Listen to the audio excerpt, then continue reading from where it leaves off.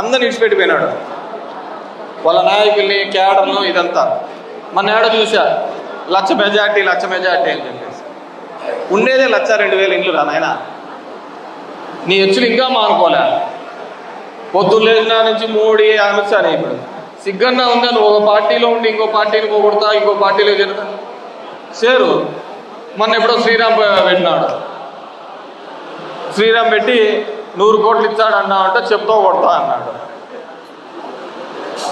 తెలుగుదేశం పార్టీలోకి రావాలంటే 100 కోట్లు ఇస్తానన్నమాట కదా, చెప్తూ కొడతాను, ఎట్లా వస్తాము అని చెప్తాను.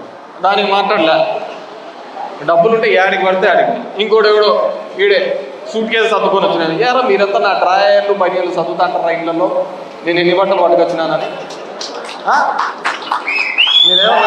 మీరేమన్నా నా కడ్రాయర్లు, బనియన్లు ఇవన్నీ కూడా సర్దుతాంటారా రోజు? నేను యాడికి పోతానానో నేను.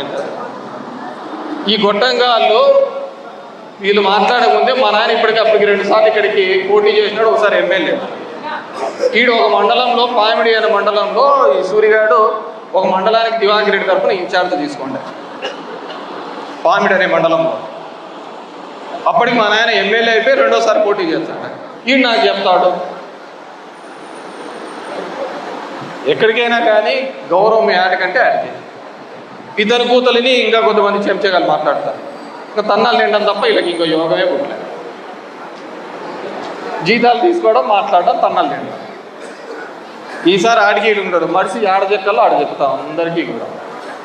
దాంట్లో ములాజేం లేదు. ఇవన్నీ చూసి అవన్నీ చూసుకొనే వీటికి ఇంత దూరం రాజకీయాల్లోకి కూడా రావడం లేదు.